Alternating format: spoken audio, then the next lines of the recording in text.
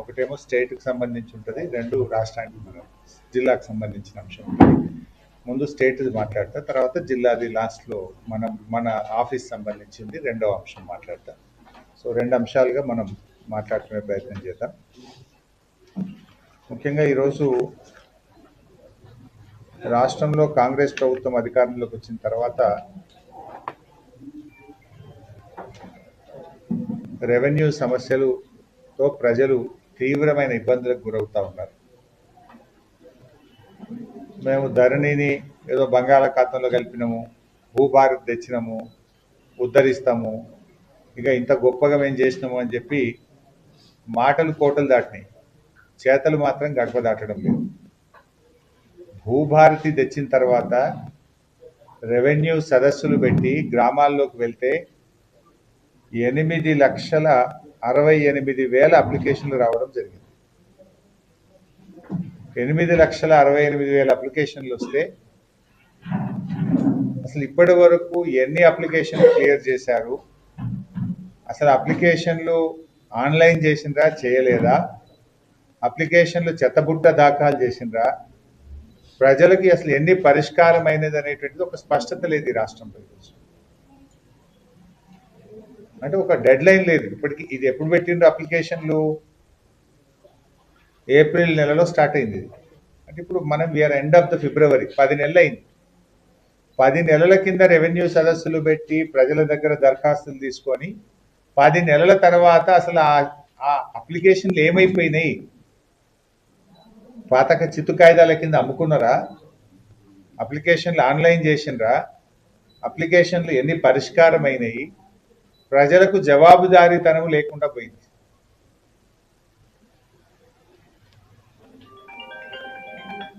ముఖ్యంగా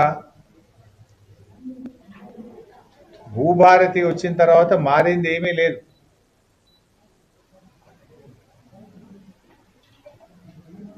బీఆర్ఎస్ ప్రభుత్వం ఉన్నప్పుడు వ్యవసాయ భూములు రిజిస్ట్రేషన్ చేసుకుంటే వారం రోజుల్లో పాస్బుక్లు ఇంటికి వచ్చాయి. ఇప్పుడు భూభారతి వచ్చిన తర్వాత పాస్బుక్ ఫీజు పేరు మీద 300 రూపాయలు వసూలైతే చేస్తున్నారు. 6 నెలల నుంచి పాస్బుక్లు రావడం లేదు. 6 నెలలు అయిపోయింది పాస్బుక్లు రాక. ఫీజు అయితే తీసుకుంటున్నారు, రిజిస్ట్రేషన్ అప్పుడే పాస్బుక్ ఫీజు అని చెప్పి 300 రూపాయలు తీసుకుంటున్నారు. కానీ పాస్బుక్లు మాత్రం 6 నెలల నుంచి బంద్ అయిపోయింది. ఆనాడు బీఆర్ఎస్ ప్రభుత్వం ఉన్నాడు, ముటేషన్తో సహా వారం రోజుల్లోగా పాస్బుక్ ఇంటికి వచ్చేది. ఏ ఆఫీస్ చుట్టూ తిరిగేది లేదు, ఎంఆర్ఓ ఆఫీస్కి పోయేది లేదు, టైటిల్ డీడ్ కోసం ఆర్డీఓ ఆఫీస్కి పోవాల్సిన అవసరం లేదు. అన్నీ పూర్తయి వారం రోజుల్లోగా భూమిని కొనుక్కున్నటువంటి రైతు ఇంటికి పాస్బుక్ వెళ్ళేది. కానీ 6 నెలలు అయిపోయింది, ఇప్పటికీ పాస్బుక్ వచ్చే పరిస్థితే లేదు, పాస్బుక్లు రావడం లేదు. ఈరోజు సాదా బైనామాలు. ఆనాడు బీఆర్ఎస్ ప్రభుత్వం ఉన్నప్పుడు పేదలకు ఉచితంగా సాదా బైనామాలు చేయాలని చెప్పి 6,20,000 మంది రైతులకు ఉచితంగా సాదా బైనామాలు చేసింది బీఆర్ఎస్ ప్రభుత్వం. ఒక్క రూపాయి ఖర్చు లేకుండా 6,20,000 మంది రైతులకు మేము సాదా బైనామా అమలు చేసి ఇచ్చాం. సో రెండవ దశ సాదా బైనామాకు మళ్ళీ బీఆర్ఎస్ ప్రభుత్వం ప్రజలకు అవకాశం ఇస్తే ఆ రోజు 9,26,000 అప్లికేషన్లు రావడం జరిగింది. మరి 9,26,000 అప్లికేషన్లు వస్తే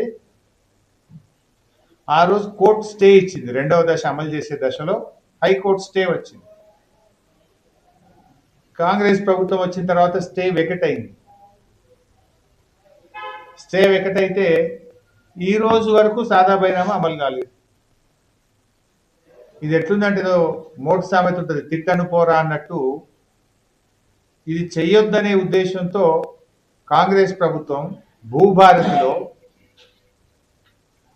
భూమి అమ్మిన వాళ్ళు స్టాంప్ పేపర్ మీద అఫిడవిట్ ఇవ్వాలనే నిబంధన పెట్టింది. అసలు ఇస్తారా? భూమి అమ్మిన వాళ్ళు స్టాంప్ పేపర్ మీద అఫిడవిట్ ఇవ్వాలనే నిబంధన పెట్టింది. దాంతో 9,26,000 అప్లికేషన్లలో ఒక్కరికి కూడా ఈ రోజుకు సాదా బైనామా అమలు కాలేదు. ఉదాహరణకు సిద్దిపేట రూరల్ మండలం 2400 అప్లికేషన్లు వచ్చినాయి సాదా బైనామా. ఈ రోజుకు ఒక్కరు కూడా అఫిడవిట్ ఇవ్వలేదు మేము భూమి అమ్మినామని. సిద్దిపేట అర్బన్ మండలం 1200 మంది అప్లికేషన్లు పెట్టుకున్నారు సాదా బైనామా కింద. ఒక్కరికి కూడా ఈ రోజు వరకు భూమి సాదా బైనామా కింద వాళ్ళకి పాస్బుక్లు ఇవ్వలేదు. సో రాష్ట్రం మొత్తం ఇదే పరిస్థితి. ఇవాళ కాంగ్రెస్ ప్రభుత్వం రైతులను దగా చేసింది.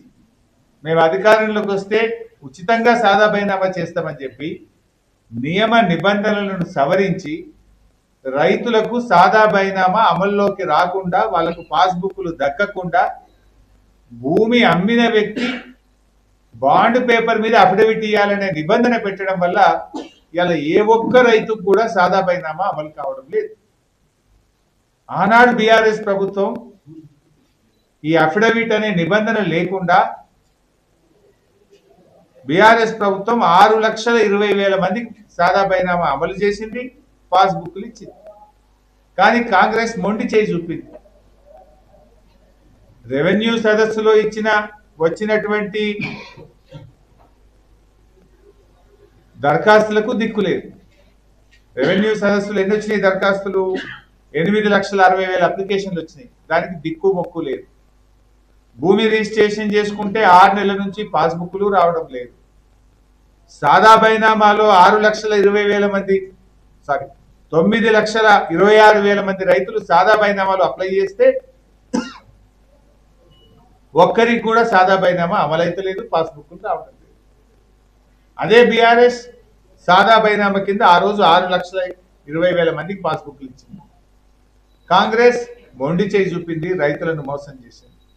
హిట్ టీవీ యాప్, ఇందులో short news, live news, entertainment shows, movies, digital magazines తో పాటు మీ జిల్లా వార్తలను కూడా ఫ్రీగా చూడొచ్చు. ఇంకెందుకు ఆలస్యం, వెంటనే హిట్ టీవీ యాప్ ని డౌన్లోడ్ చేసుకుని ఫ్రీగా ఎంటర్టైన్మెంట్ పొందండి. Hit TV app. Hit TV app.